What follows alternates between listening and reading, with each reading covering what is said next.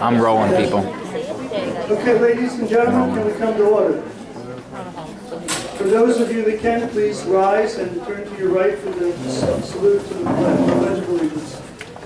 I pledge allegiance to the flag of the United States of America and to the republic for which it stands, one nation, under God, indivisible, with liberty and justice for all. Okay, please, if you just take a moment to turn off the sound on your electronic devices, we would greatly appreciate that. So while we're moving through, thank you, ladies and gentlemen and candidates, for coming tonight and being a part of this, our first annual Belleville United Coalition Candidates Forum. My name is Jeff Mattingly, and I'm the proud president and co-founder of the Belleville United Coalition. The coalition is made up of Belleville community people who are dedicated to the improvement of our educational system as we spotlight the issues and challenges facing our district. Our goal is to bring that information to you through our website, Facebook page, and by partnering with like-minded volunteer organizations and watchdogs.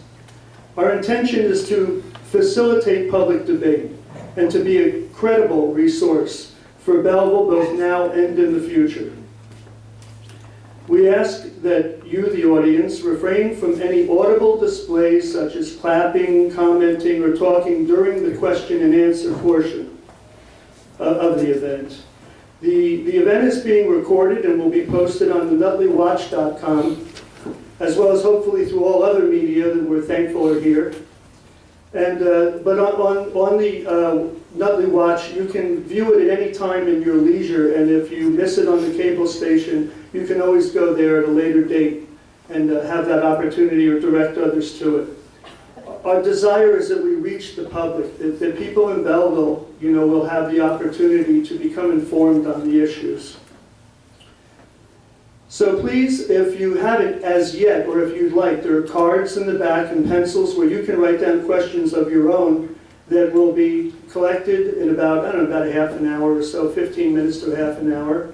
And then we'll compile those and hopefully have time to pose those to our candidates as well. All questions and answers will be through the moderator to the candidates. So there won't be any public involvement other than we're all monitoring here. We're all learning tonight. So please sit back and relax, and we hope that you will become better informed and enriched by this event. Now it is my extreme pleasure to introduce to you our moderator and facilitator, Mr. Bob Braun.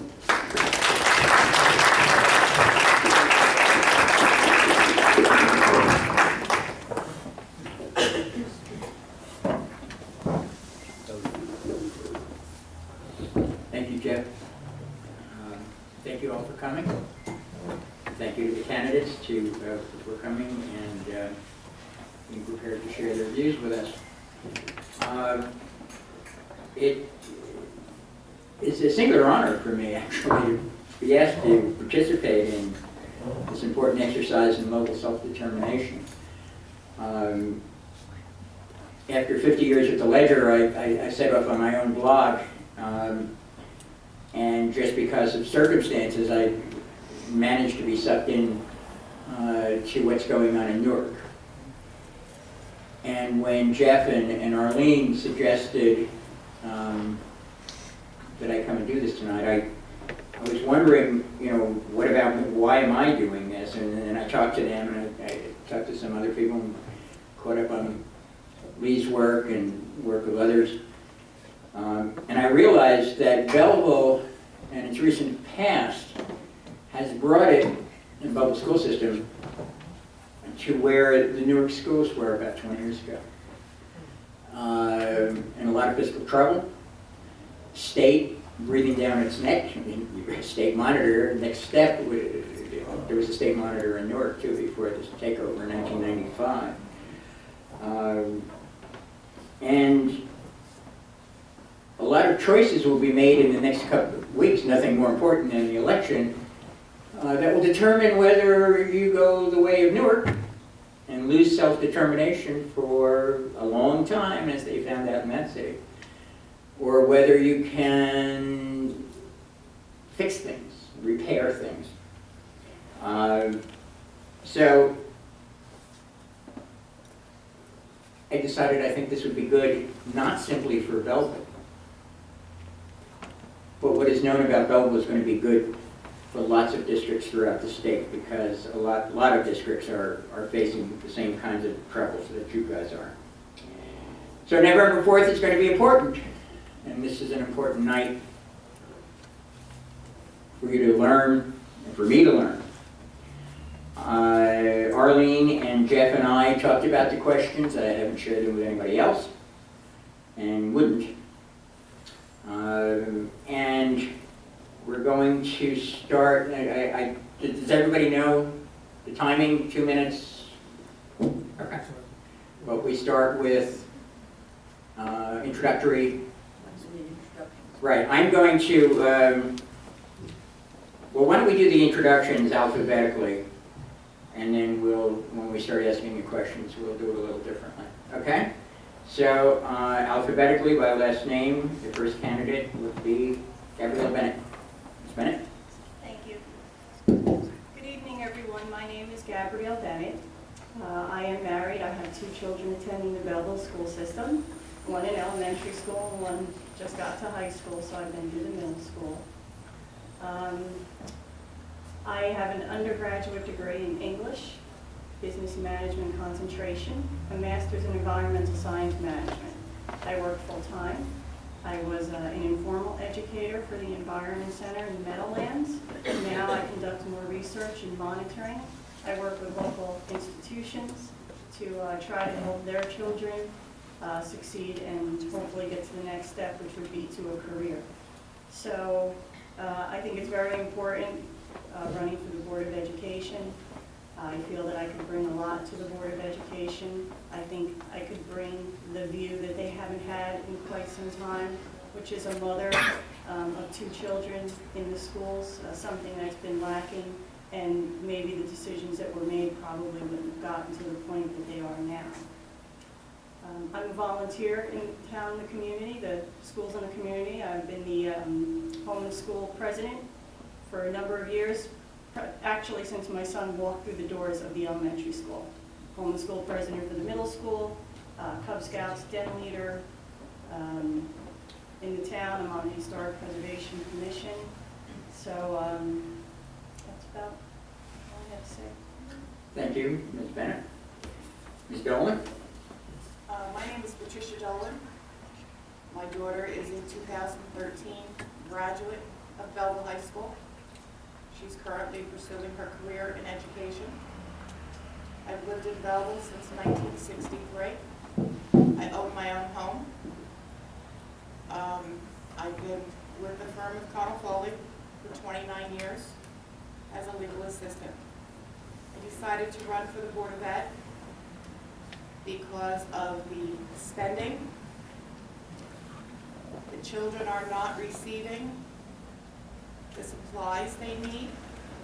They don't have current textbooks. And what I mean by current is September 11th is not even in their history book. So our books are very old. The teachers don't have printers. They don't have paper. They're lacking a lot of supplies. Although they're lacking these supplies, and they've been lacking them for well over a year, they have taught to the best of their ability, but we have shortchanged the teachers, and most of all, we have shortchanged the children in this district. They deserve a better education than the Board of Ed is allowing them to have. Thank you. Thank you, Ms. Dolan. Ms. Dresser? Good evening, ladies and gentlemen. It is an honor to be a candidate. I've lived in Belleville for 24 years. I went through school 9, middle school, and Belleville High School. Currently, my son and my sister are attending the middle school and the high school. And I also agree, we are lacking a lot of things in our schools. And it's really creating, damaging them in their upbringing. Okay, this is our future. These are the children are going to be there when we're seniors. And even though I recall going through the schools here in Belleville and lacking a lot of things. We are lacking more now than I recall when I was going through schools. I think that uniting as a community is important. I think it's going to be what is going to allow us to move forward for prosperity. This is our home. This is where we live. And I know that when you enter your homes, just as I do, I don't, enter and just walk over a broken floor or ceiling. I don't just ignore it. I repair it. I fix it. And I think this is the time now. And that's why I'm running. So hopefully we can unite and work to prosper. I do have a criminal justice degree and an English degree from Seton Hall. I currently work for state Medicaid. I see families destroyed, whether it's financially, whether it's healthcare, whether it's any situation. And that's what I see here too in Belleville. So let's hopefully unite and repair this for the better future of our children. Thank you. Thank you, Ms. Draco. Ms. Lamparello, I'm sorry, I apologize if I get your names wrong. Hi, my name is Christine Lamparello. Everybody knows me, calls me Chris. I have a husband, Michael, who's been living here for 13 years. I have two sons. Anthony's 21. He went through Belleville school system through special ed. He was an out-of-district sent to the Blushman Regional Day School. While he was at that school, I was the PTA president there for 6 years and a homeless club PTA member for 18 years in various functions and offices. Under the guise of special ed, I've served on many committees, statewide, countywide, to advocate for the special ed students. I have a very distinctive knowledge of special ed because nobody can say anything more than you need to fight for your special ed kids, and you do. And I have done that for my son and for others. I also have an 18-year-old son who just graduated from Belleville High School in June. He's going to Kane College and he's seeking a degree in business and a minor in photography. He started at school 10, went through the middle school, and went through the high school. I'm a home school of every single one of those schools that he was in. I've served on the football parents and the crew parents because my son was also an athlete. I've been with the Boy Scouts. I've been with the Girl Scouts. I'm a Catholic War veteran, and I don't think I've forgotten anything. It's been a very busy last 15 years. I decided to run for the Board of Education because of all the reasons everybody else said. Our kids are lacking and they need things. I feel like I can bring to the table a lot of good things. I've worked with a lot of people in the district. I've spent a lot of time with the kids, and when you do that, you feel like they're your own. And now that my children have graduated, this is the next progressive step for me. This is the next way that I can serve all the students at Belleville, and I would hope to do that. Thank you, Mr. Gallant. Thank you. Gallant. Thank you, Bob. Dear friends, I want to personally thank you for your interest in my candidacy for the Belleville Board of Education. I cannot stress how important having a quality education is. We are at a difficult crossroads with our educational system here in Belleville, and this is why I'm running. I want to bring back transparency in all our fiscal and financial systems. I want to restore the trust of our educators, administrators, parents, and most of all, students. In me, you would have a true voice that would advocate for new programs, proper classroom space, and most important, the materials needed to educate our children. As a parent of two in the Belleville school system, it is important to me to deliver the core services that our children can be educated and be successful in the future. Thanks for your support, and thank you for being here this evening. Thank you, Mr. Gallant. I just want to make sure everybody else knows, I know the candidates have been briefed, but I'm going to ask the same questions to all the candidates, and they will have, Michael, 2 minutes. 2 minutes to respond, and Mr. Sheldon will hold up a yellow paddle to indicate 30 seconds is left remaining, and a red paddle to indicate the time is up. We certainly want you to finish your idea, but let's try to adhere to the time specs as best we can.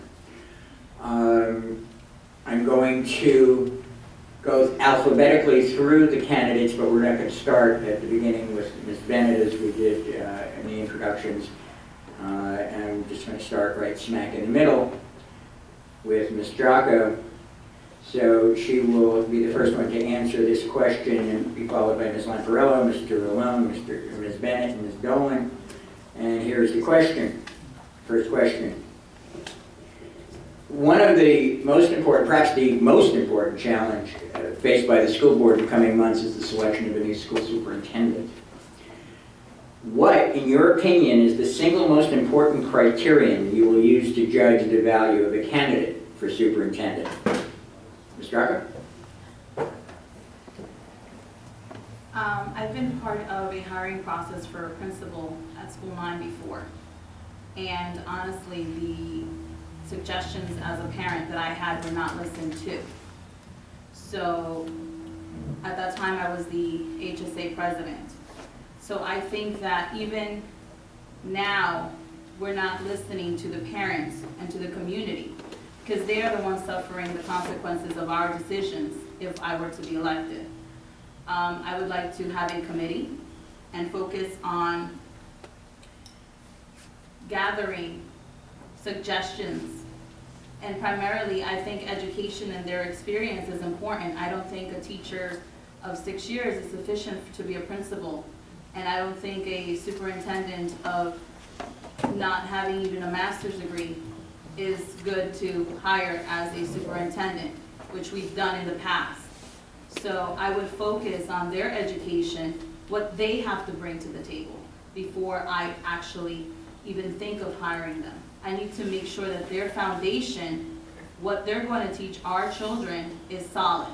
So I will focus on what experience they have. So that's what I would focus on. Thank you, Ms. Lamparello. Well, I think that the fact that they've hired a company to do a search for a superintendent is a very good start. That will weed out the people who really are not qualified at all for the job. They've reached out to the population and they've asked for, did a survey and they asked for what, you would like to see in a superintendent. So, that part of it will be, that part of the search will have weeded out anybody who isn't serious about having the job.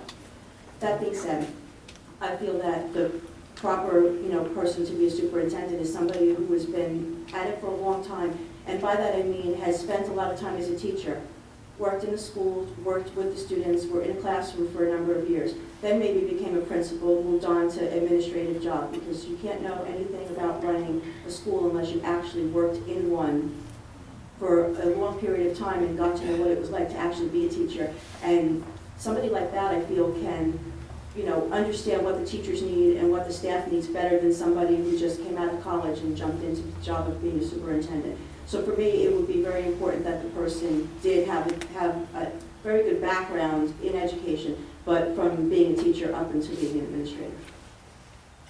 Thank you, Mr. Golan. Thank you. Choosing the superintendent, I think, is one of the most important things that the board or the board trustees will do. This board has failed us on the last 3 selections.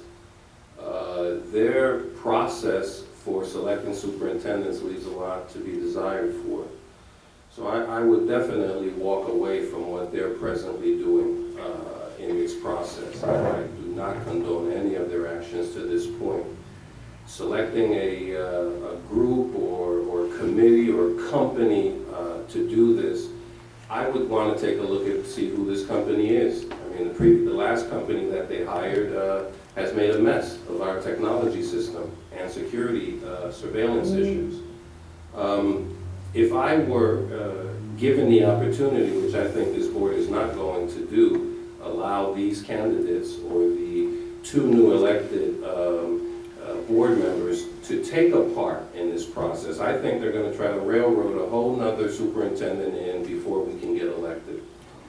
So although I would love to have an opportunity to sit on that board and be part of that process, I'm not sure that I'm ever going to get it.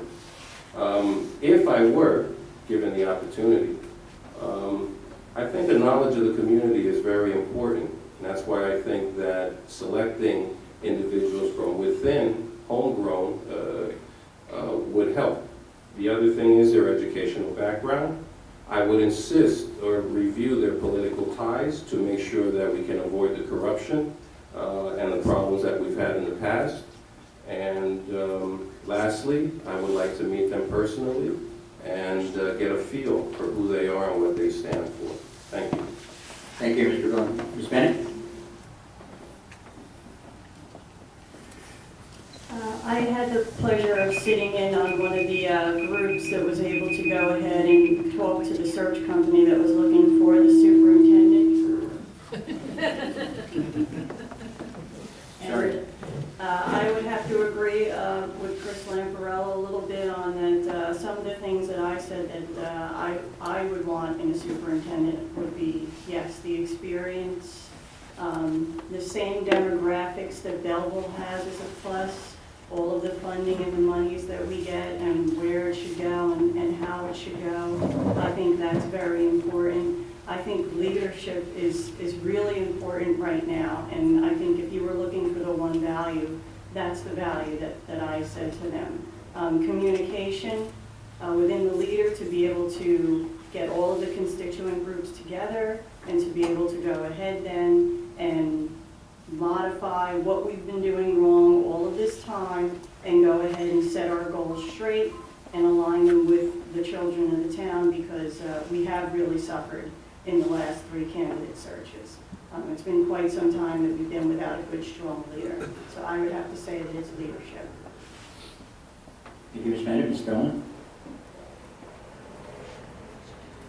Well, we have a company now that's looking for a superintendent for us.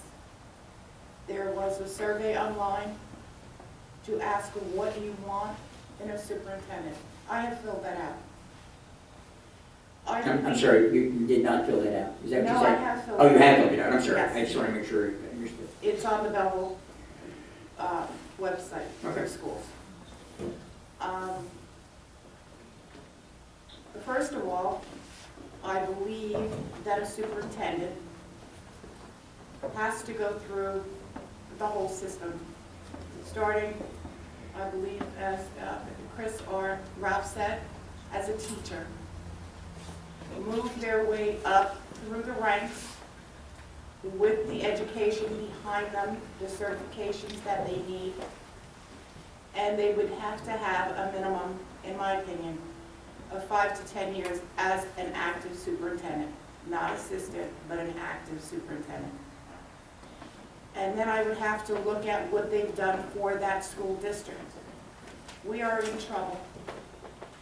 And I want to make sure that the next superintendent doesn't put us in more trouble.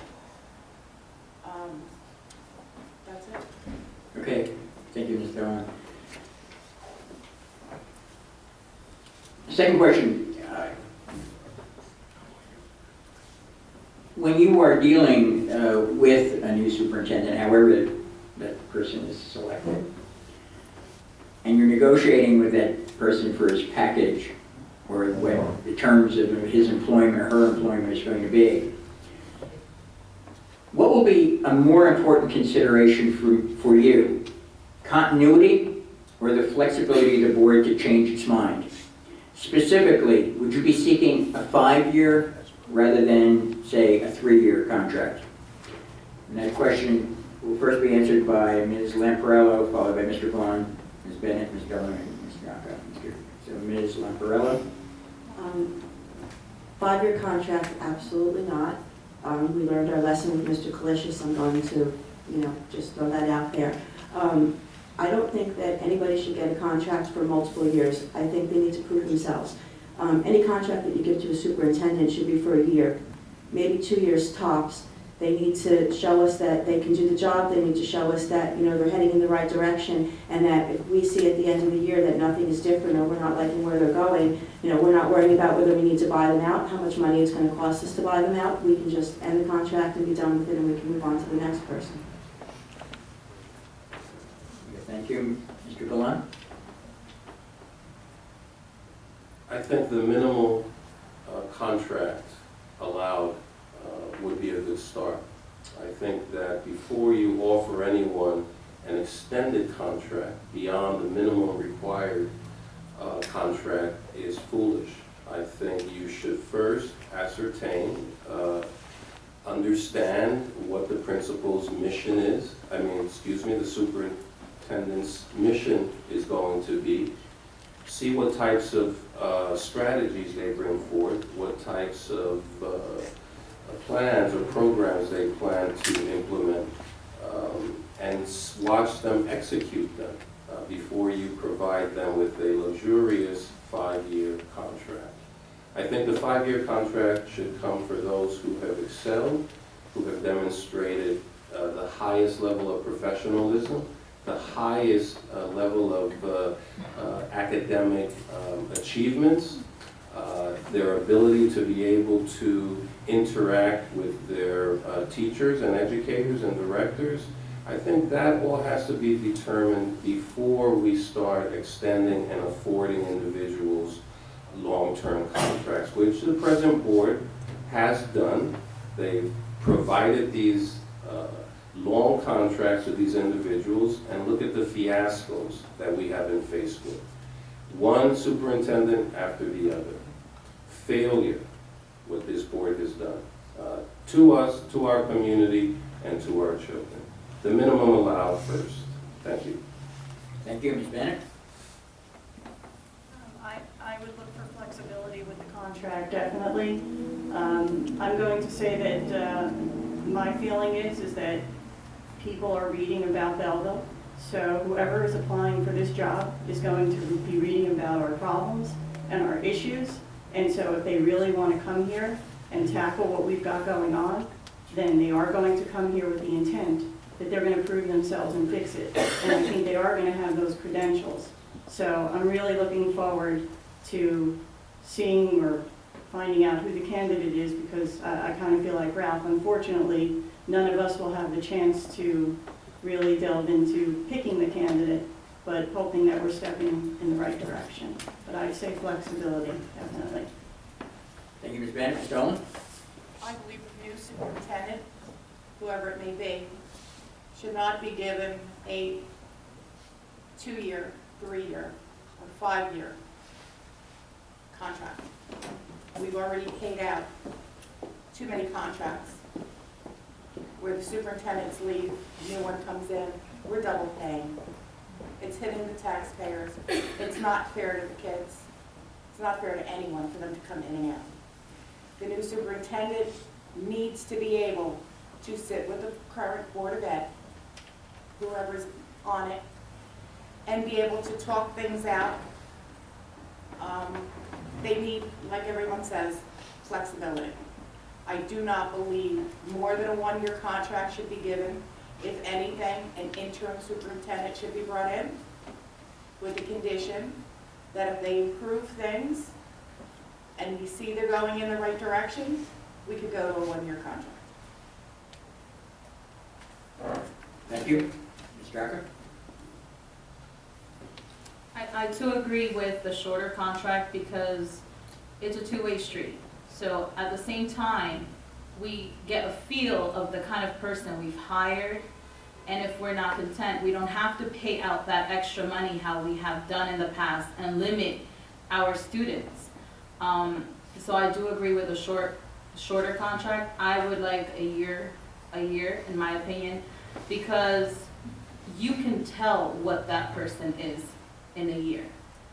And they need to prove themselves. And I too agree that if that person does in fact apply for this position, with everything going on, they are aware that what they're getting into is something that is not going to be easy.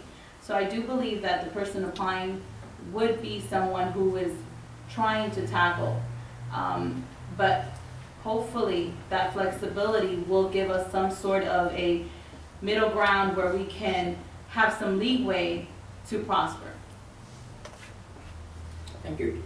As a sort of a follow-up to that, strikes me as interesting that it's going to need somebody to come here for 1 year. Might be a little difficult, but one of the things that you're also going to be doing as members of the board is evaluating your superintendent every year. I'm just wondering what criteria would you favor or think is the most important for evaluating that superintendent? And we'll start that question with Mr. Vaughn.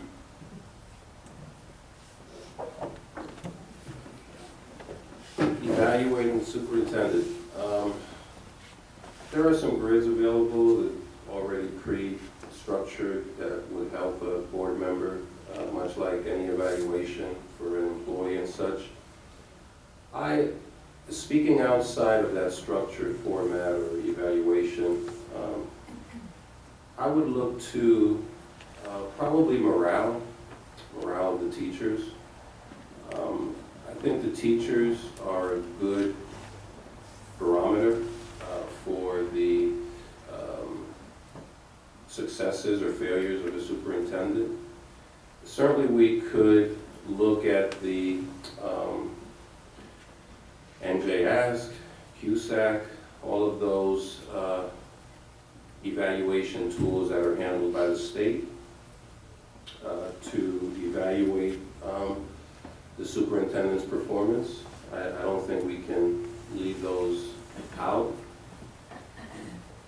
I would also look to their interaction with the board members, their preparation to programs, their focus to detail, much like I would with any manager or employee within my ranks.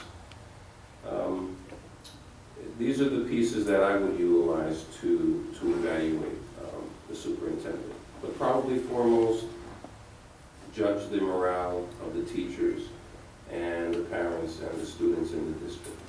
Thank you. Thank you, Mr. Bennett. I think in evaluating a superintendent, some of the things that I would figure on first would be the interaction that the superintendent has with the staff, how well he's going to work together with our staff and advocate for our children and align our programs and our curriculum and bring in those resources that we so desperately need into the classroom. Having good people skills, I think, is very important. And right now, like I said before, we need a good leader. We need someone with those people skills because there's a lot of things that are broken right now. And I know that anybody that's looking to come to this town probably is crazy, first of all, but is going to know that we have problems and is either really going to tackle this challenge because it's only going to better them forming their resume. As we know, superintendents are not going to stay around very long. They are going to shift and go. So this is going to be good for anybody that's willing to tackle the issues that Belleville has right now. Probably scary too. So I would definitely look for, again, how well they're collaborating with the staff and funneling the policies that the Board of Ed is doing. Thank you, Ms. Nolan. I believe a superintendent, especially at a Board of Ed meeting, should be open and honest with everyone who's in the audience. Along with that, they should be open and honest with your teachers, with the parents, to make sure that everything is given to these kids that they deserve to make sure they have a good education. We're lacking that. The superintendent that we've had in the past has allowed money to go elsewhere, not to the children, not to the classroom. We we have to make sure that the superintendent that comes in is above board and open with the Board of Ed, the teachers, and the staff. Thank you. Thank you. Ms. Drucker?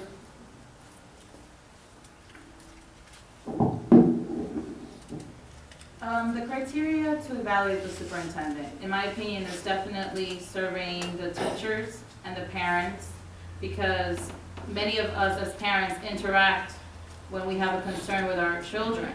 The teachers interact on a daily basis when they have to handle any situation in the building, from, you know, any disruptiveness or perhaps an issue with the computer or not having different essentials for the teaching environment. So definitely surveying the people that interact with the superintendent is important, but also as a community, watching that superintendent, his or her actions. In the past, we haven't seen presence from superintendents at events, school functions. It's very difficult. When someone wants to be there, you don't have to ask more than once. You don't have to feel like an obligation. I've seen teachers, as soon as you tell them, oh, I have this event, they attend. They come and support. Whether it's $5, $10, whatever it is, the teachers themselves have supported. Superintendents in the past have just simply not shown up. So I think that their actions and their presence is what we would have to definitely monitor as teachers and parents. And in the surveys, hopefully we can narrow down that and absolutely see if we're gonna renew or stay with that superintendent. Let me just ask a follow-up, Ms. Drucker, because I want to make sure I and others understand. When you say survey parents and teachers, are you suggesting that? Just like we have the online now going on, something like that. We have technology now that we didn't have years ago. Text messaging, we have internet. No, I understand how you would. I understand how you would survey parents. What I'm asking you is, do you think that it strikes me from what you're saying is it's, and I don't want to belittle what you're saying, but it sounds a little bit like a popularity. I mean, if this person is popular, that would be a criteria by which you would judge this person. Not by popularity, by actions and the presence. If you're not there. All right, that presence I understand is a different issue, but all right, I just wanted to make sure I understood what you said when you said surveying. Okay, Ms. Lamparelli? Well, according to our policy manual, we already have an evaluation process in place. The first thing I would want to do is look at that and make sure that that is the process, that process is good. I mean, it probably is not, because we haven't had very much success with superintendents. So that would be the first thing that needs to be looked at. Beyond that, I think parental input, teacher input are very important, like everyone said. We do have the technology to find out, what people think of the superintendent. I'm not sure, test scores are always a good thing, but unfortunately, the first year of the superintendent is going to be here. The test scores are going to come out after that year is over, and we're not going to know from the test scores whether or not they have improved them or not. And I don't know whether there's a risk to keep the superintendent around to see if the test scores go up or not. But I think that an online surveys may be sent home through the school to the parents, to the teachers, to make a decision whether or not the superintendent is liked, whether they're performing properly. And I'm going to say the other aspect that nobody's mentioned is the principals. The principals are the ones who are working in the building the most. They work closely with the superintendent. They know if the superintendent is providing their particular school with what they need. So with that, they can give us an accurate assessment of how the superintendent is doing their job. Thank you. Mr. Gallant? I'm sorry? Oh, I'm sorry. Thank you. Okay, we'll go to the next question. And by the way, it's an hour for questions from me and then an hour from questions. Your questions are the ones that because you can be used first. Okay. Once you've exhausted your questions, if we haven't exhausted, the Okay. candidates in the audience will go on to questions from the audience. Okay, all right. Thank you for that clarification. And I'm guessing we start with Ms. Bennett. I just want to make sure we ask a question. During your tenure as a school board member, you undoubtedly will support programs and policies that you believe are in the best interest of the children and the school system. To have those programs and policies adopted, however, you will have to gain the support of other board members. What would be your reaction if another board member whose vote you need agrees to support your favorite program, as long as you support a program he or she is promoting, but you believe is not in the best interests of children or the school system? Ms. Bennett? Okay, well, this is what we're talking about. We've seen a lot of this just go along with me, and not really having open discussions on certain things. I mean, look, with any organization, you have to be able to work together collaboratively. It has to be a team. You have to be able to respect each other's opinions and mindsets. I think, if that's how it were to go, then I don't think that I could go along with something like that. It's, there's got to be a change. So. Okay, thank you. Ms. Dillon? If I suggested, I forget the word you used, Mr. Brun? I said you will undoubtedly support programs and policies you believe are in the best interest of the children in the school system, but to get those programs adopted, you will need the votes of others. And what would be your reaction if another board member or other board members whose votes you need agrees to support your favorite program, as long as you support a program he or she is promoting, but you have doubts as to whether that's in their best interest? In other words, how are you going to make deals? I don't make deals. Okay. Thank you. So you would not? I don't make deals. If it's not Okay. in my But let me go back to the original wording of the question. What if you need that vote and you think this is something that is very good for the children? I would put out to all members of the board my feelings and why I think it's in the best interest of the children. If everyone is going to vote no, well, I'm not going to vote for something I don't believe in. So don't say, well, I'll give you my vote if you give me your vote on this and I don't believe in your vote, in what your program is. I don't work that way. Thank you, Ms. Drucker. I feel that that question is back to peer pressure in high school. So in my opinion, it would be no deal, because I'm not going to sacrifice one thing to get another. I think that our students deserve the best. They are our children, our flesh and blood. So I will not stand by that. I will not see it. And I will try to convince that person to possibly vote for the policy or program that's in the best interest, leaving it in their conscience, because I always have to leave it in that person, because somehow they're going to come back and react, and hopefully in a positive way. So I will leave it in their hand at that point, and also speak to the rest of the board to give them an insight of the interest and the prosperity of those programs for our children. And hopefully together we will make the right decision.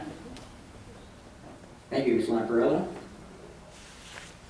I'm gonna quote Patty, I don't make deals either. If I have something that I want done and somebody else wants me to do something for them, I'm sorry. There are 5 other board members to appeal to, and if it's really the right program, then it will happen. And if it's not, then I'll just wait around till the next time around when somebody else comes up and we have a new board member and they feel it's the right program, and then we get it off the ground. And if I really feel it's a program that needs to be done, I'll just keep going at it and going at it until I get it, or I'll find another way. I mean, it's that simple, but I don't make deals either. Mr. Gallant? It's a tough question. I think certainly that within any framework of a board or a committee, there's discussion. It's during the discussion time that we try to sway one another on that committee or on the board. I would put forth my opinion. I would try to support my opinion with facts and figures regarding the program or the issue that's being discussed or going to be voted on. it's important to be able to entertain the thoughts of others. I would listen to what the other members have to say. I would try to understand their positions and try to provide them with my opinion.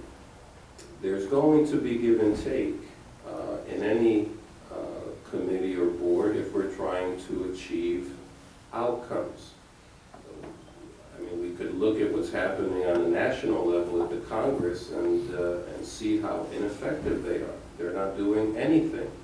So we can't just have a board that does nothing. There has to be some progress for our children. My position would be to try and elicit their support for the betterment of our children, but I would not vote on something that I felt was not in the best interest of our children. So it would be a difficult task to achieve, but it's the only way that we can go. Integrity, honesty is important, and we can't sell those things. Thank you. Thank you, Mr. Blunt. Next question, and I noted in the introduction there was a lot of concern about teachers not having appropriate materials and supplies they need. How would you go about, as a member of the board, ensuring that teachers and other instructional staff members do have the materials and supplies they need to do their job? Ms. Dolan. I'm sorry. Yeah, Ms. Dolan. Well, without having looked at the budget line for line, I can't say where the money is being appropriated or where the money can be reappropriated to.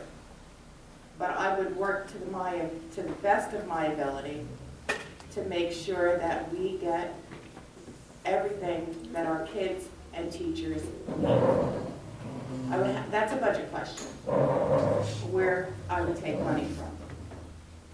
And I really can't answer that without seeing the budget and studying it line for line. Thank you. Okay. Ms. Jocka? I would analyze budgets from the past and see how the money has been spent.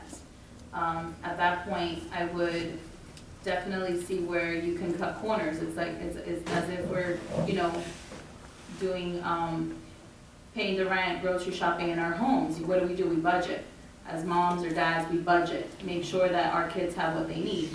In the same aspect, I would analyze that budget and see where we are overspending and definitely maneuver or somehow make sure that that money is allocated instead the following year for the most important supplies. Thank you. Ms. Lamparello? Well, our budget, as part of our budget, part of the budget is allocated for supplies, textbooks, and things that are needed to provide as educational tools. So I think that the first thing that I would do is look at the past couple of years and see what we've spent on those educational tools, see how much we need to spend on them in the future, and make sure that the budget line for it is appropriated, responsibly, so that we have all the things that we need.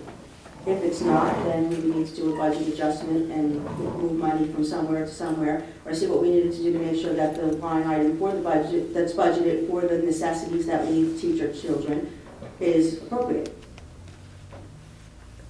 Okay. Mr. Gallant? Mr. Barone, may I hear the question again? I apologize. How would you go about ensuring that teachers and other instructional staff members have the materials and supplies they need to do their jobs?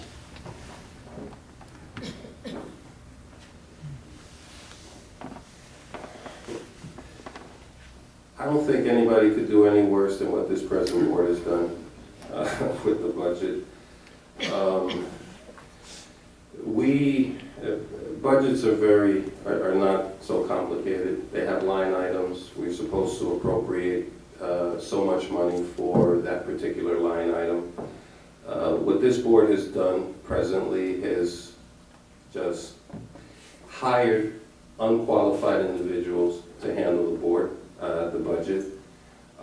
The board approved any and every hire with balloon salaries that they could. I would stop that.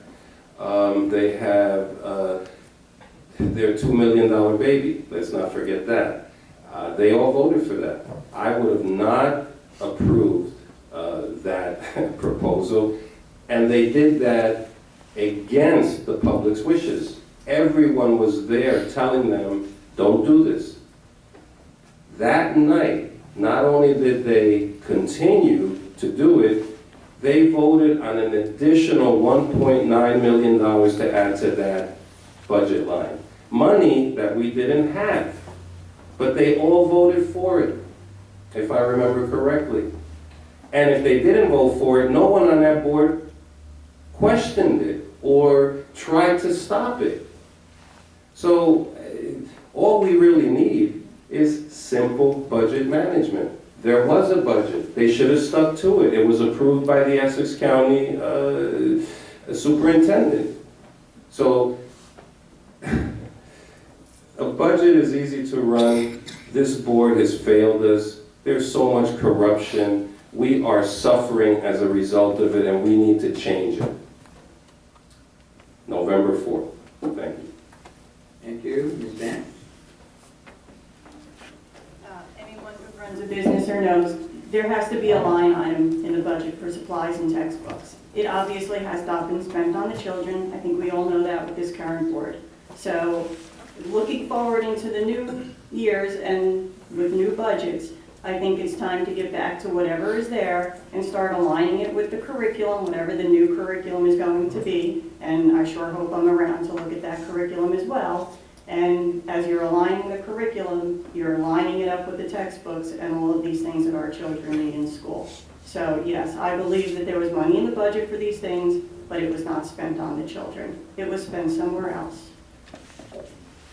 Okay, so my next question, this will be started with Ms. Jocko, is, as you know, you've got a fiscal monitor or state monitor, and that person is currently implementing new fiscal controls to take the district out of deficit. What specific steps would you take in the future as a board member, and you may be part of a minority, to ensure that no deficit occurs again? We heard criticism by Mr. Vaughn, and it sounds pretty justified to me, about what that board did, but two of you are going to be on that board. And what are you going to do when issues like this come up? What are you going to do to ensure that no deficit is occurring again? What's the deficit now? About $4.8 million, I think. Okay. So that would be, Mr. Jocko starts that question, right? Yeah. Definitely looking closely to the dealings of the fiscal monitor as they are working through the financials. I think that transparency is important. So if you don't know something of what they are doing, you also ask as an individual. You just don't let it go and just keep going and as the time progresses. So I would definitely, if elected, work closely. If I don't know something, I will ask, get informed, and definitely not just leave it there. Research and see other school districts to see what they now, after going through it, did and what they suggest is a better way. Because just because something's in front of you doesn't mean it is what it is, okay? We can save, click the document save, that doesn't mean that's what's going on in the back. That's where I refer to the transparency part of it. So I would definitely work close, ask questions, research, and get informed to make sure that even the fiscal monitor is doing what they're supposed to do, because in the past, we knew what a superintendent was supposed to do, but they still did not do it. Thank you, Ms. Lamparella. Sure. The state monitor is currently implementing new fiscal controls to take the district out of deficit. What steps would you take in the future as a board member to ensure no deficit occurs again, and keeping in mind that only two of you are going to be on this board next go round, so you may be in a minority? Our current Board of Education is a committee-based Board of Education, meaning that each committee is responsible for what it's supposed to be responsible for. That being said, the first thing that I would do is ask, as a new board member, would be asked to be put on the budget committee.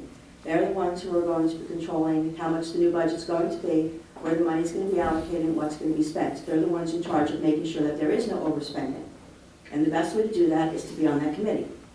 If I'm not appointed to that committee, then the best way to check overspending is to look at the budget line by line, look at past budgets, and make sure that they are not overspending or underspending in areas that need to be spent, and voting on it appropriately, whether it is a good budget and should be moved forward, or it's not a good budget and it should be voted down. Okay, Mr. Gillon? Mr. Regan was brought in as a state monitor to oversee the fiscal disaster that this present board has created. The Finance Committee, who is chaired by one of our board members, completely failed us in that regard. What steps would I take? Well, what they did was eliminate the business manager. They pushed him out so that they can bring in someone, a puppet that they can control. By doing that, they opened our safe, our tax dollars.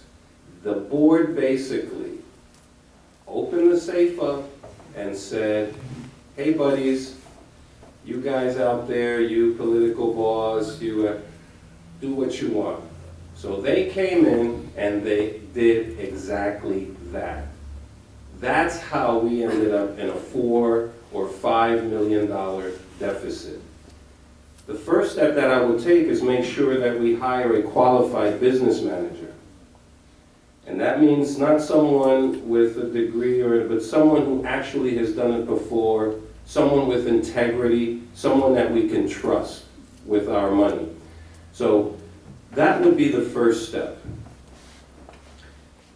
I would want to sit on that budget or the finance committee. I would push for it. I would want to see what's going on. And even if I wasn't appointed to sit on that committee, I'd want to go and see what's going on. I would also ask for their minutes.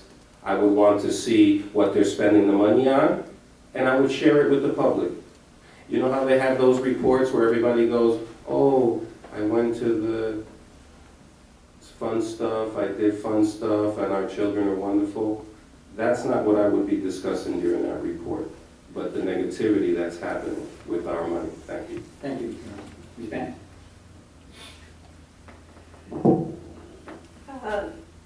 In addition to what Chris Lamparello said, a good business administrator is going to align that budget with the superintendent. They're going to work collaboratively to do that. In my agency, it's the same thing. We're at a bare bones budget right now. We've managed to keep it almost the same for the last couple of years. I think that moving forward, it's going to be very challenging and difficult. There's no way to even answer this question with assurance, only that what else could we do to fill the gaps in our budget? And so I would have to say maybe looking for grants, definitely larger grants to somehow cover the costs of things that our children would probably not have with the current budget as it is now. Thank you, Ms. Bennett? First of all, I too would like to sit on the budget committee. I'd like to see every nickel and dime that comes out, where it's going, where it's coming from. The business administrator is the one that does the budget. I want to see line for line where the money's going, where they're allocating it to. With the last business manager, I don't know where he got all of this money that he was able to spend, that we are now asking for loans from the state to pay back. If he was truly a business manager, he never would have allowed any of that money to be spent. So we need a business manager that has more than an acting resume. Thank you. Thank you. All right, this starts with Ms. Lamparello. How do you view the rights of teachers and other instructional staff members to speak out on general issues affecting, and specific issues as well, affecting the Belleville school system? Freedom of speech is a right that many people died for us to have, and there's absolutely no reason that teachers shouldn't have it. If they have a problem and they can't get any satisfaction from their principal or administrators, and they feel like they need to get up and speak at a board meeting, then they should have every right to do that. The public should know everything that's going on. There shouldn't be anything hiding, nothing should be, in the closet. If you have a problem, or if they have an issue that they feel is necessary, that needs to be brought out, then they should do so. They've been at meetings lately, and they've been doing a very good job of speaking for themselves, and they should continue to do so. Thank you, Mr. Gona.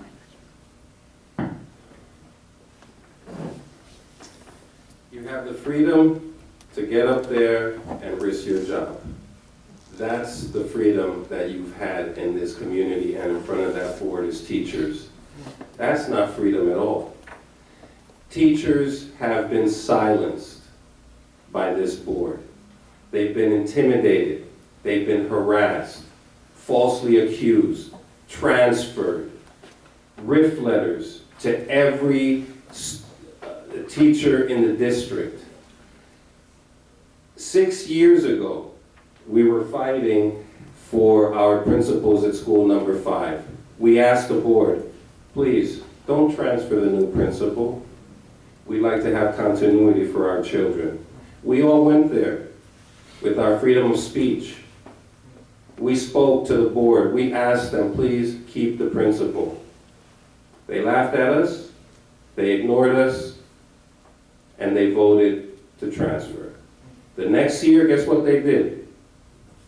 They transferred the principal again. We went up, we spoke, we protested, we asked them not to, they did nothing. The third year, the same thing, over and over. The intimidation and the harassment and the transfers has got to stop. The only way that it's going to stop is by replacing those people on that board. I'm sorry, but they have not done the job. They have failed us in every way possible. We cannot allow this board and their candidates to get elected, because the same thing is going to happen again. It's never been personal.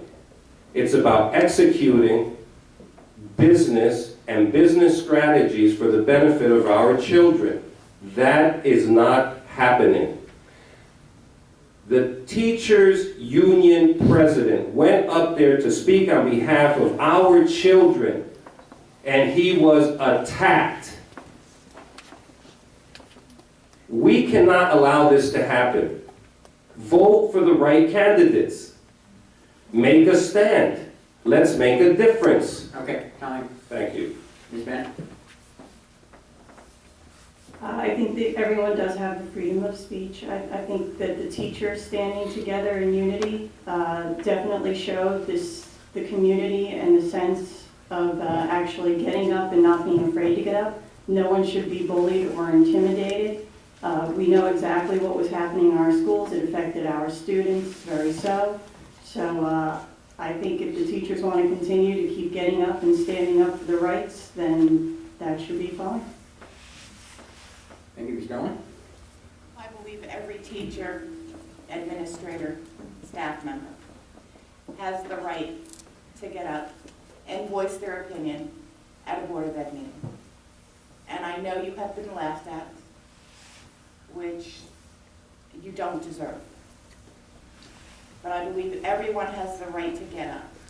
If the board does not recognize that there is a problem, you should be able to go to a board member and say, hey, listen, I've gone to my principal, I've gone to the superintendent, I've gone to Board of Ed meetings. Nobody is listening. Talk to a board member, see if they can help you out. I know when I'm elected to sit up on that board, you could always come to me. Thank you. Thank you, Mr. Dillon. Mr. Drucker. I I think that this is America, and many of us know that many died for us to have that freedom. So I feel that nothing is wrong with voicing a concern or opinion, especially if it's something that's affecting you as an individual. And as long as it's handled tastefully with respect, I definitely agree with it. And I think that if we don't express our concerns, it can affect our morale, and it has been affecting the teachers' morale while working, and that in turn is a domino effect, and it affects our children. Because we all know at work, if we have a bad day, everyone kind of has a bad day. So it's not good. So definitely, I definitely feel that the teachers should voice their opinions or concerns. Okay, thank you. This would be Mr. Valon, starting to answer. What steps will you take to reverse the poor CUSAC ratings received by the Belleville school system? I believe they were released last week, or earlier this year. Mr. Valon? Thank you. To reverse the CUSAC scores is going to take basically resources. The resources have been eliminated because money has been shifted in the wrong direction. Without the resources necessary, the teachers cannot teach our children. They're trying.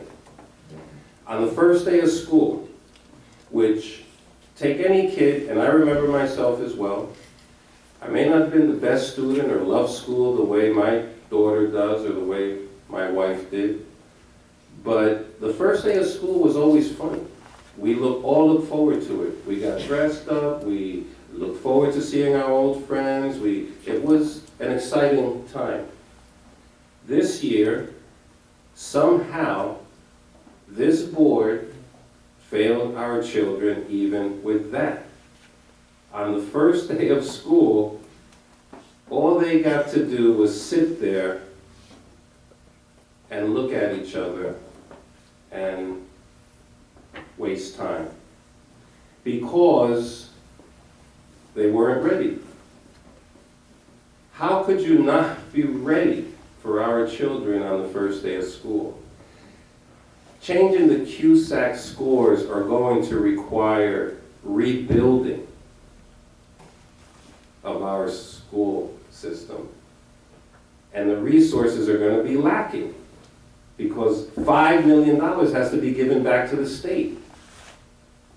Years ago, I was warning, alerting, voicing my concerns. I only wish that I had been heard at that time, because to go back now and try to start this over again is a major task. It's going to be difficult. Thank you. Thank you, Ms. Bennett.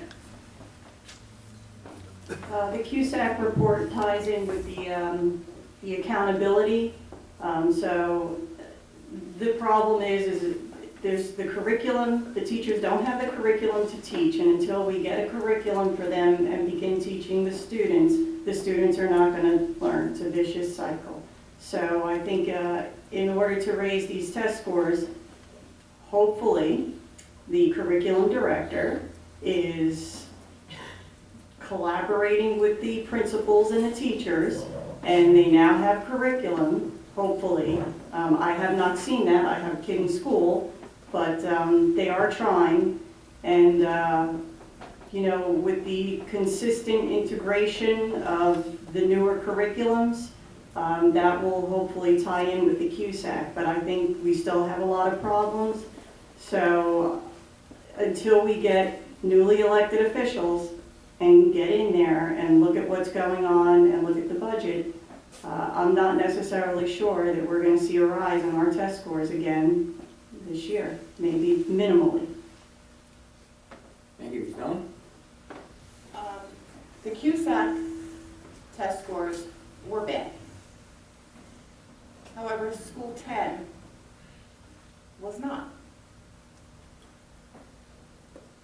Why can't we develop some kind of program where the teachers and the principal from School 10 can meet with the other principals and teachers and say, this is what we're doing.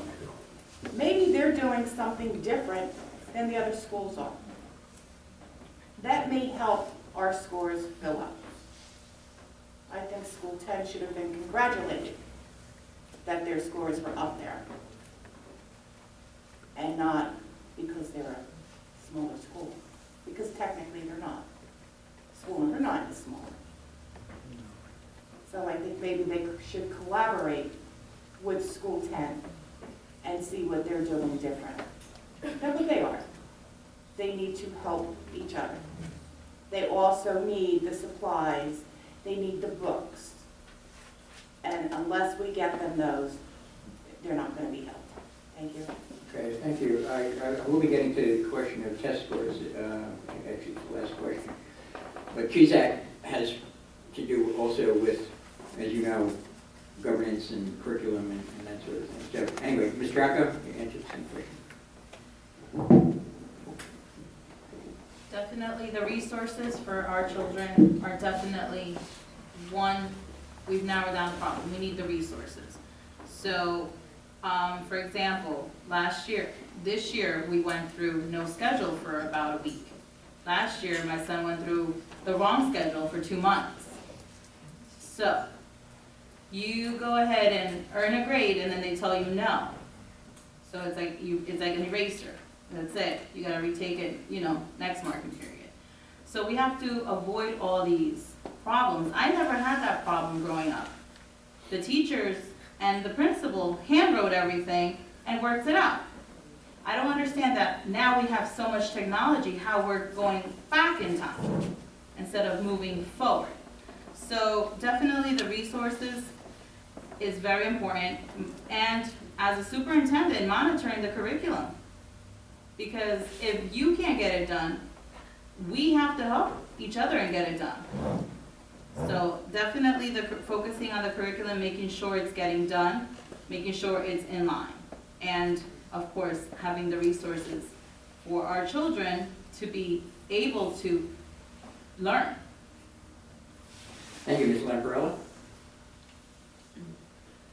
As a result of our low QSAC scores, which were abominable, we are supposed to submit a remediation plan for it, which I'm under the impression that we've done. One thing we haven't seen, though, is the remediation plan. What are they going to do to fix it? So I think as a new board member, the first thing that needs to be done is we need to look at the remediation plan. We need to make sure that all the resources that are needed, the books, the computers, the technology, paper, whatever we need to make sure that the students have what they need so that that score can go up. And we need to look at the remediation plan and make sure that the remediation plan is a good one. I mean, whoever made it up needs to make sure that that plan is a plan that will make us be successful in raising the scores. And if it's not successful, then it needs to be tweaked in a way to make sure that our students are receiving the best they can and that they can, raise their scores as a result of it. Okay, thank you. Ms. Bennett will have this question to open with. Charges have been made openly in public board meetings that members of the school board have solicited political contributions from staff members. What do you think of such a practice? And if you're opposed to it, what would you do as an individual board member if you learned about it? And what would you do to end that practice? Could you repeat the question? Charges have been made, watching the tape of this, that members of the school board have solicited political contributions, or their supporters have solicited political contributions from staff members. As a matter of fact, I think the charge was that they found out the addresses and members of the staff, and they sought political contributions from them. What do you think of such a practice? And if you are opposed to it, what will you do as an individual board member if you learn it happens, and what would you do to end the practice? Well, first of all, there should be no political campaigning on school property. If I'm campaigning, I cannot do it, so therefore the teachers cannot do it. I think that wasn't part of the charge, though. It wasn't necessarily done on school property. Okay, then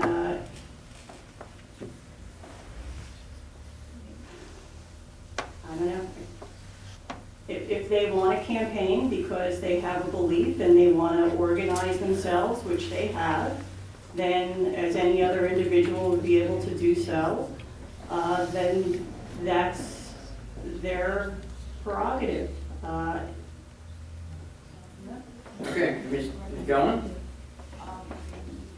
First of all, no lists should be given out of any student's name and address or any teacher's name and address soliciting money for campaign funds. I don't believe the teachers should be asked for money to donate to someone running for any office in Belleville, because it looks like, and it has happened, if you don't pay up, you lose your job. And no employee should be subject to that. Okay, thank you. Ms. Drucker? I think what has been done is incorrect, and you asked what I would do to stop it, correct? Yes. If I'm aware of it, I will notify the proper authorities or the proper people that would do something about it. First is knowledge. If I'm aware of it, I'm going to voice it. That's the second step. And then everything else follows through. So I'm definitely against it, and personally, that's why I do not accept a single dollar from anyone for any campaign. Okay, thank you. Ms. Lamparello? I don't really think that's a very good practice either. I mean, you come to work and, you know, you're there to do your job, you're not there to support such and such's kid, you're not there to support such and such because they're running for this and that. You know, your money is hard-earned, and if you don't want to give it up, you shouldn't have to give it up without any kind of retribution. I agree with Erica, you know, you go to the next step. If you're a board member and you're soliciting money, you know, the first thing I would love to see if it was an ethics violation, because, I mean, there's got to be some reason, there has to be some law that says you're not allowed to do that, and if there isn't, then one should be put into place. And I would also notify the authorities or wherever I needed to go to let them know and stop it. Mr. Villan?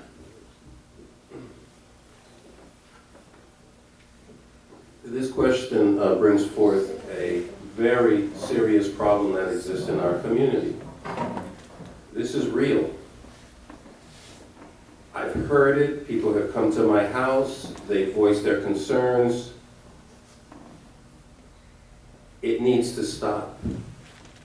What steps? An investigation. If I were a board member, I would push for a resolution, bring them in, investigate. Let them ask the questions to these individuals who have come forth. Protect them from retaliation. That's the major problem. People are afraid to speak up. They're afraid to come forth. I filed ethics charges against several board members regarding similar issues several years ago. There was a Donaldson hearing where Mr. Naziola, a former principal, poured his heart out and tried to expose this. The board members did nothing. Mr. Naziola was transferred to a position that was very belittling. He was brave enough to fight and to try to expose these things, but the board members did absolutely nothing to help him or to bring this forward. I believe that an investigation is necessary, and let it be transparent. If there's nothing done, if nobody did anything wrong, then let it prove it for them. Let their records be clean. Let there be no doubt that they did nothing wrong. However, I believe the outcome would be quite different than exoneration to many. Thank you. Okay. Next question, Ms. Dolan. That's the first shot at this. How would you react if tenure charges are brought against a staff member who also happens to be a leader of some sort in a bargaining unit In other words, will you seek special assurances that the charges are not retaliatory? At the same time, would you make sure, I don't want to add words to this. In other words, will you seek special reassurances that the charges are not retaliatory? Can you repeat that, please?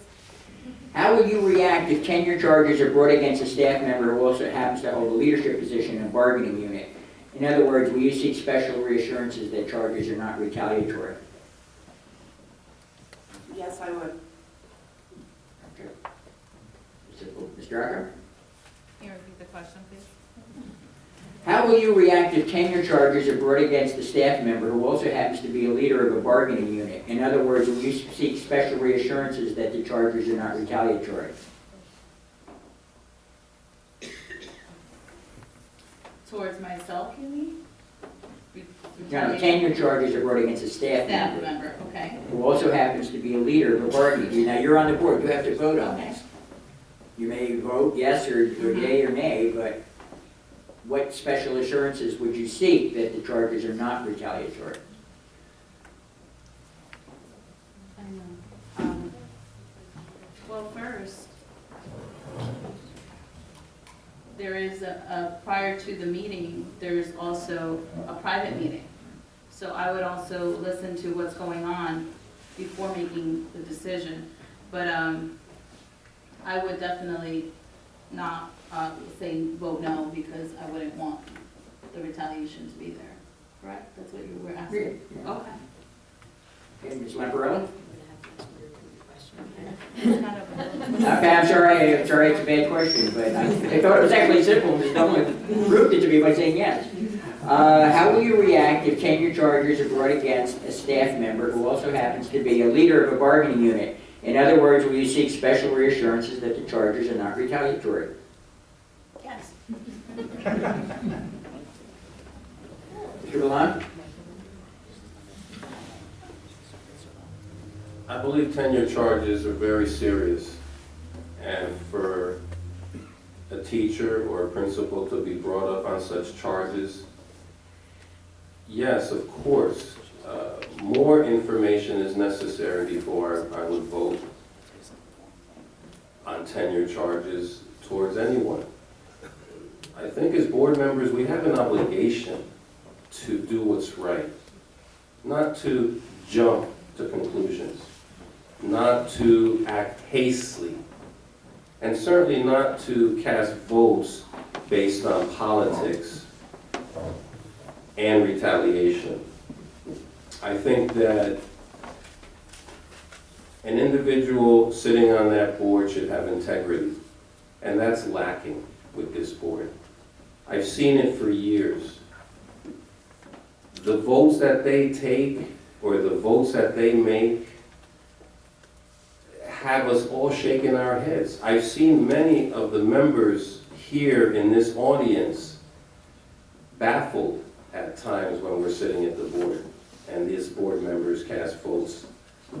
A tenure charge is a serious thing. Any charge against anyone is a serious matter, and no charge should be taken lightly. You should be well informed. You should investigate. You should ask questions. You should not take charges lightly. So yes. Ms. Bennett? There would probably be enough information presented, so I would probably vote yes, the same. Okay. So the last question I have. Last week also, I believe, or this week, whatever the day was, the board released test scores. Without commenting, you can comment on those test scores if you like, but looking to the future, what will you do to ensure the performance of Velvet students on statewide tests improve, especially in the light of new testing that will be coming down and the Common Core standards, the PARC requirements? This is Ms. Drucker.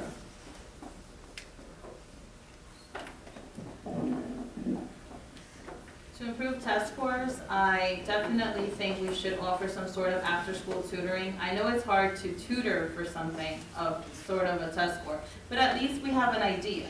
For example, the LSATs are available, the GMATs, correct? So I think we could form some sort of a little pamphlet or some sort.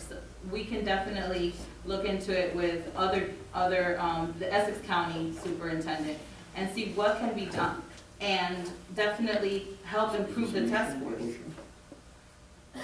That way.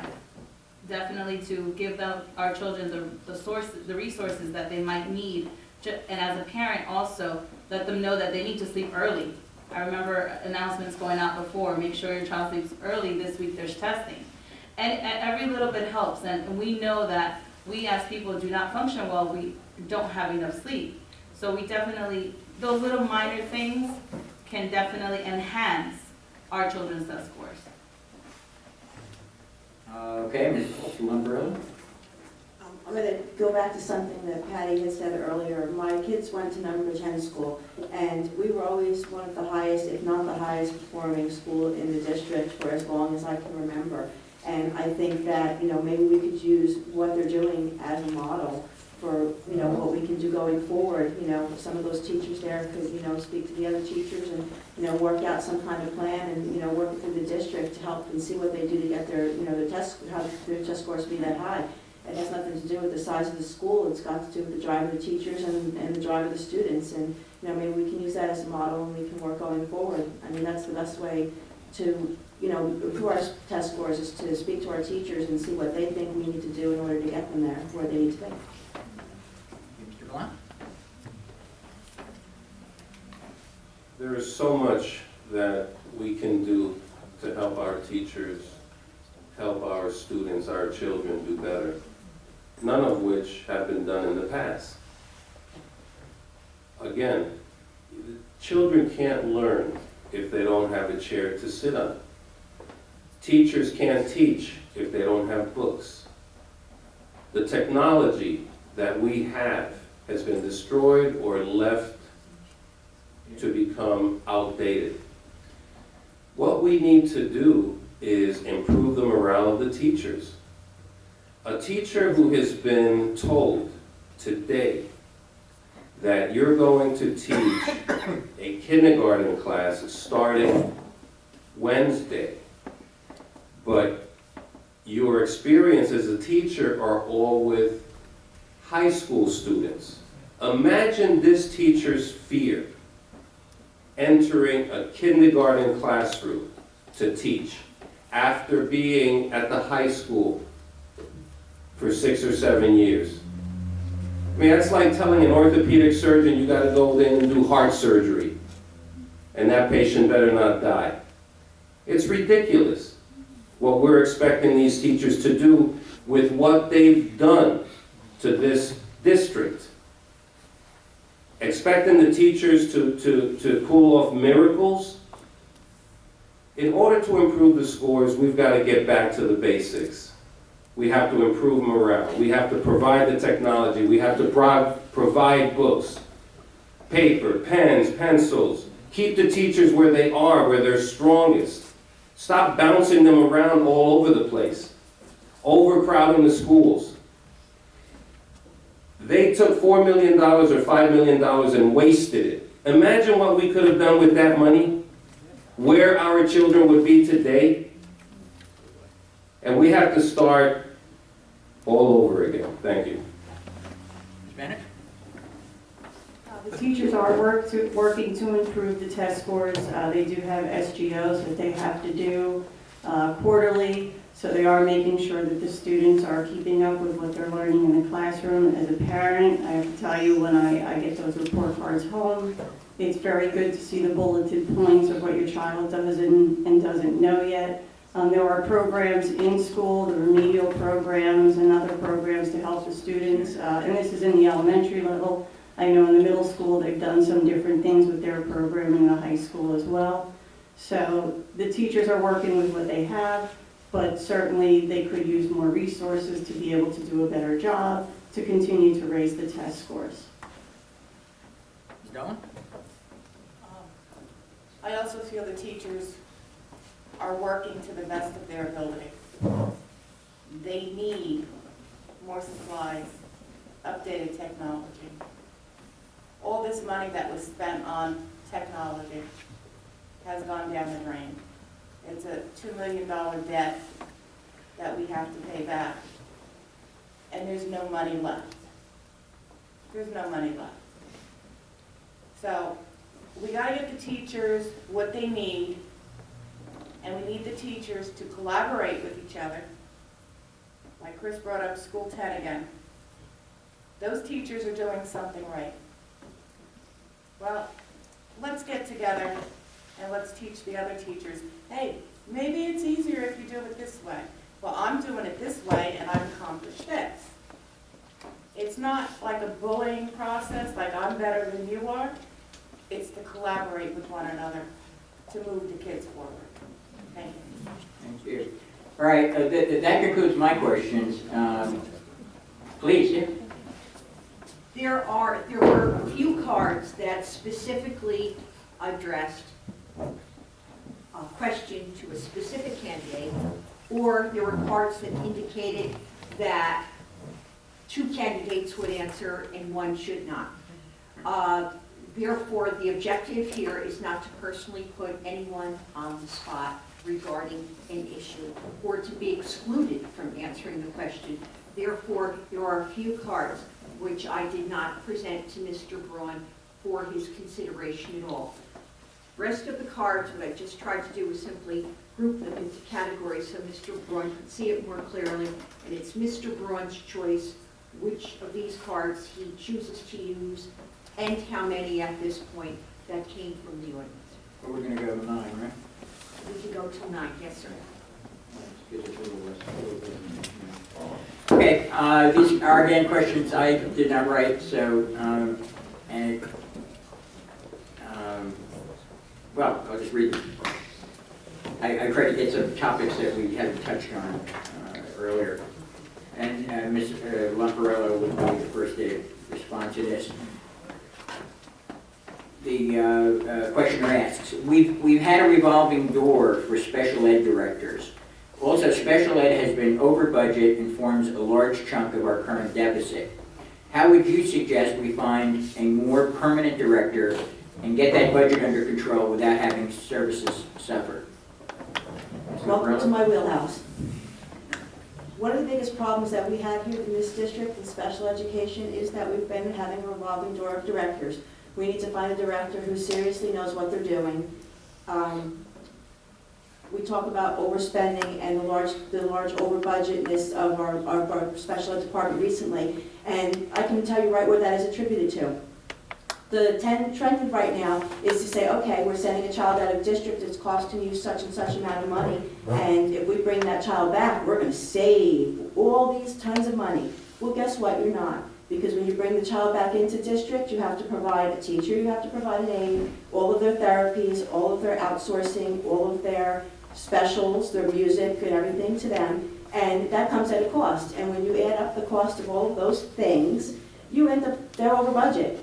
So it's cheaper to send the child out of district to a program that is more appropriate for them. The other problem is that when you bring a child back into district, you overspend because it may not be appropriate for them, and now you've got a child who is going backwards because they lost time, and after a year of spending the time and you're thinking you're saving your money, you are back to sending the child out of district, and they've lost a year of learning, you've spent too much money, and nobody's happy in the end. If you're going to try and save money by bringing children back into the district, you need to do it in such a way where you're opening a new program, or you're providing services to multiple students that will be cost effective, but it's not a cost effective way of teaching if your child is going to lose something. I've had this conversation many times because my son's been out of district send for his whole life. You bring him back in and he's 16 years old. There's an age limit. He can't be in a classroom with a 5-year-old or a 4-year-old or a 10-year-old. So you need 2 classrooms. More overspending. Thank you. Mr. Vaughn?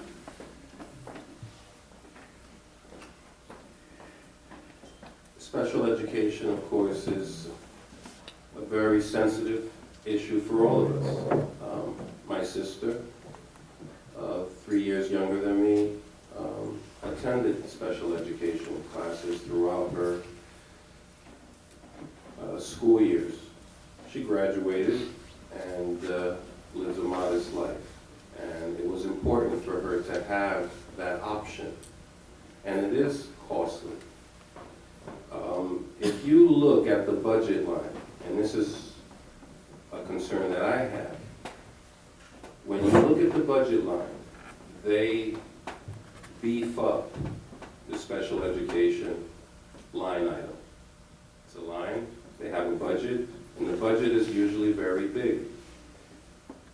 The town has a fixed budget. Once the budget is out, they can't change it. The school district has a flexible budget.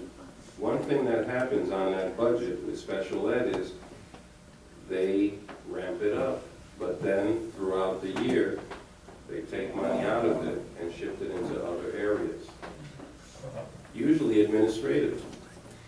You can see that if you request the flexible budgets as they change them and submit them, which they won't give them to you. I've had to Oprah them repeatedly. I had to sue the district to retain certain Oprah documents because they would not provide them. When you're also thinking about special education, it's not just for those individuals like my sister, who was slowed in her learning capacity. We also have to consider under special education those children that excel beyond the normal level of students in their age groups.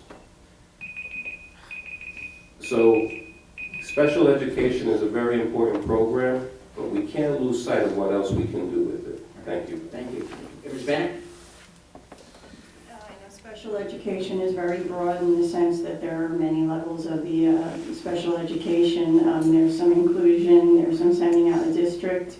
The district is trying their best to tackle these issues however they can. There are students that are assigned to, well, the parents when they come in and are looking for this help. There are caseworkers that are assigned. The problem is yes, you don't know how much year to year you're going to have to spend on special education, and those costs can go up and increase very much. And from what I understand, there is a long list. There are a lot of cases, and there's a short staff to try to get around to facilitate some of these issues that they're having.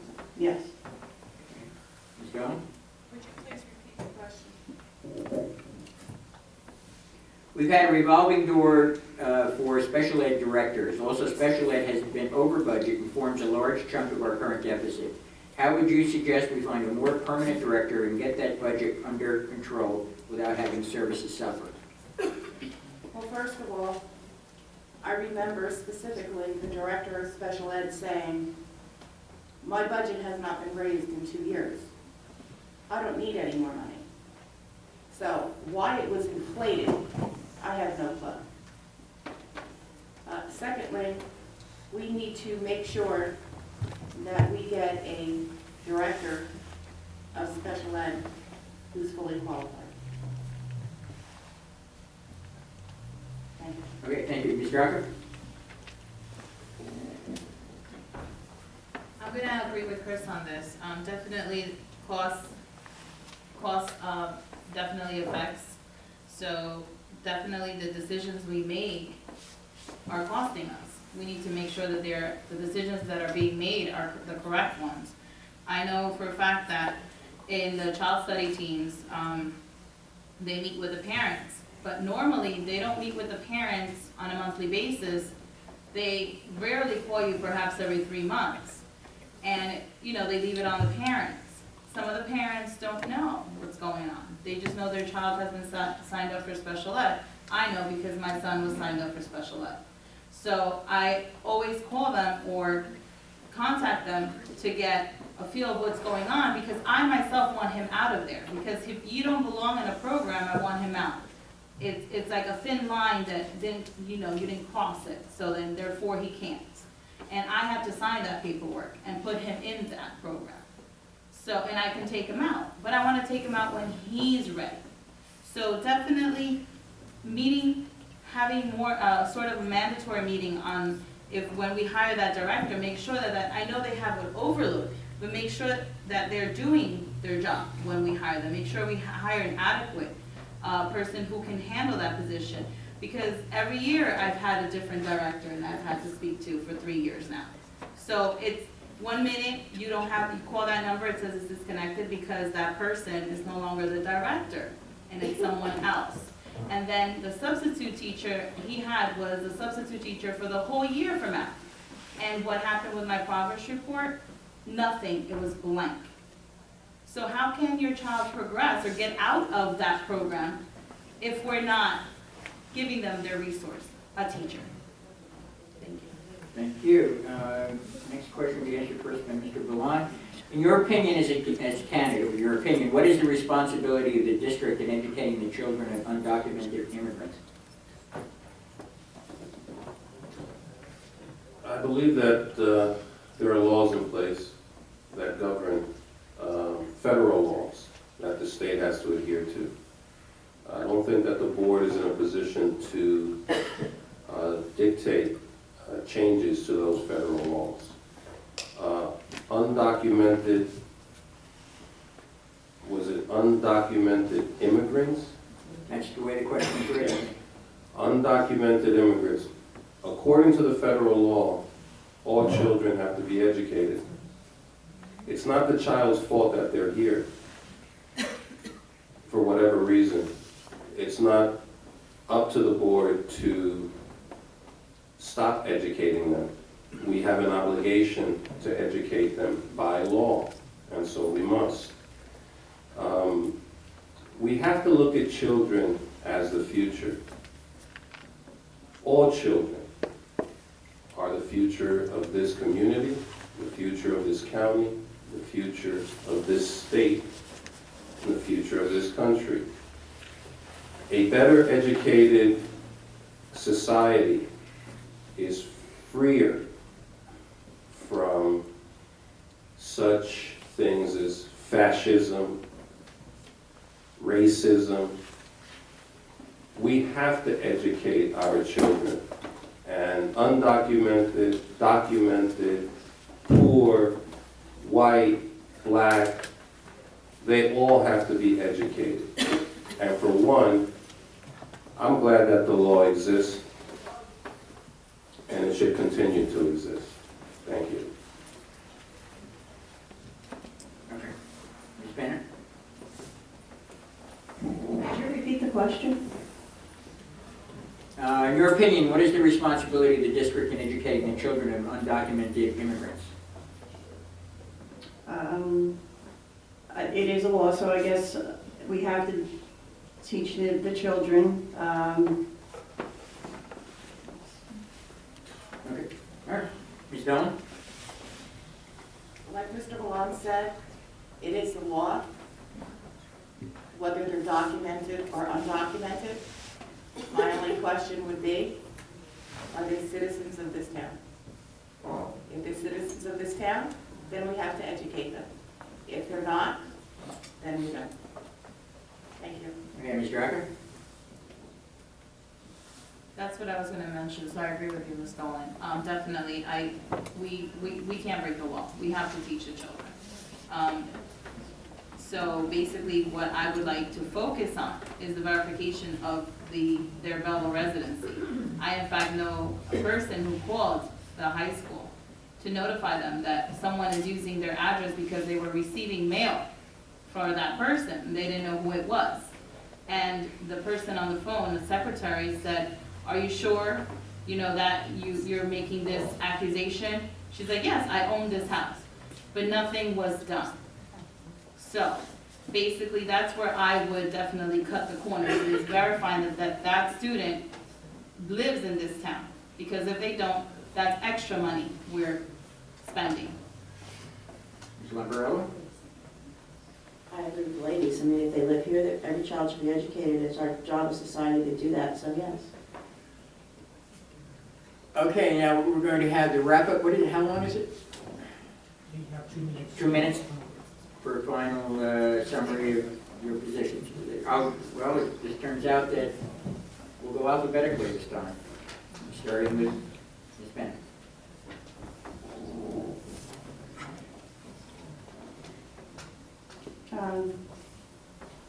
I just wanted to say that I'm very disgusted with what's going on with the current Board of Ed. As a parent with 2 children in school, I feel very strongly that I could bring something new and valuable that this Board of Ed hasn't had, and that is the mind of a parent that has kids in school, so that with some of the decisions that are made, maybe they have that perspective of how it would impact on the kids every day. I think I would make a very good candidate, and I hope that everyone else would agree. So, Thank you. Ms. Dolan? Like I said earlier, I've been a resident here for 63 years. No, not 63 years, I'm sorry, I'm aging myself. Since 1963. I had a child who was in the school system. She went through school number 10, the middle school, and the high school. She did very well. She was in and out of special education. All she needed was that little bit of extra help. I was her advocate for 13 years. I want to be the advocate of all the other kids.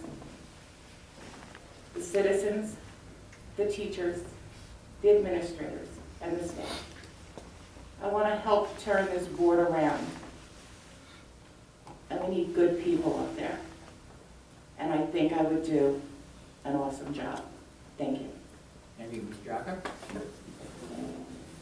Obviously, we've been pinpointing a lot of the flaws in our town, so I'm the person who's going to change that.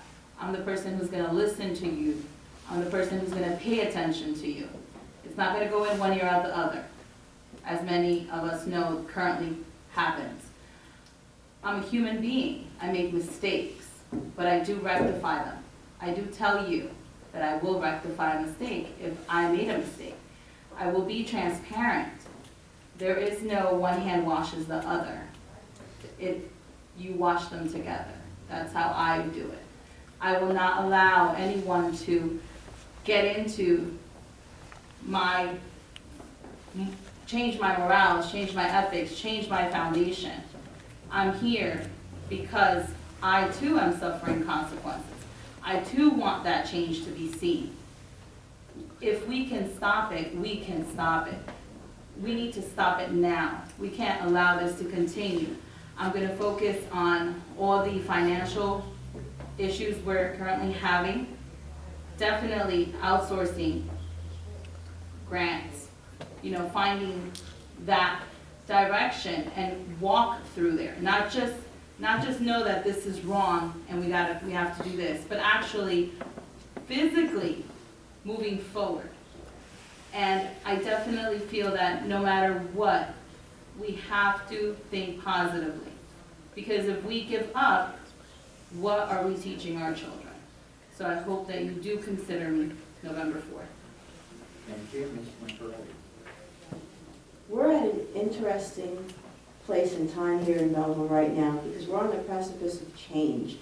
I mean, no matter what happens, who is elected and who is sitting on that Board of Education in the coming years, we are going to be the people that are going to change everything. Gone is going to be the day of criticism, the day of intimidation, the day of bullying, the day when people are afraid for their jobs, parents are afraid to talk to the principals and the teachers because they're afraid something will happen to their child. We're in the beginning of a great place, and I honestly would love to be there on that board and be part on the ground floor of it, because we're the only people who can enact change that we need around here. The days of politics need to be done. I mean, there's no place for it anymore. Our number one priority here is our children, and that is why I am doing this. I am here for the children, for your children, to make sure that they have everything that they need so that they can go out there and they can be productive and happy members of society and go back. And when people say to them, where did you go to school? They can happily say, I graduated from Belleville High School and it was great. Thank you. Please vote for me. And finally, Liz Burgess, Mr. Bloom. I have a bachelor's degree in nursing, U.S. Navy veteran, American Legion member, Essex County Judicial Volunteer Administrator at Advanced Surgery Center. I have 2 kids in the school system. I have a vested interest in what the board does and what they don't do. I'm an involved parent, PTA, Father's Pride Committee. I sit on the Belleville Department of Recreations and Cultural Affairs Advisory Board. I'm a registered professional nurse with over 30 years of experience. I've had the opportunity to work for organizations with budgets in the billions. I presently handle a budget of $20 million. My business experiences has helped me acquire a variety of professional skills. Those skills are going to help me to be able to execute my role as a board member. Managing employees comes easy. I developed a private healthcare billing company, which I'm the managing partner of. These experiences will enhance my ability to serve the district. I believe that the Board of Education's priority should always be to put the best interests of the students and the district first, before any other interest. Personal and political interests should not be influencing the decisions that impact on our children's education. I also believe that, as elected officials, the members of the Board of Education have a duty to serve the public by maintaining open and honest communications with the citizens of the district, and by conducting board business with integrity and transparency. Citizens of Belleville who address the board at meetings should be treated with respect, and this doesn't happen. This board is a disgrace to our children, our community, and they are a reflection of us. Be careful when you go out to vote. My running mate, Patty, and I are not endorsed by any members of this board, and I tell you, we are the right candidates. November 4th, come out and vote. Thank you. I believe that concludes our proceedings for the evening. Thank you so much for your respectful attention.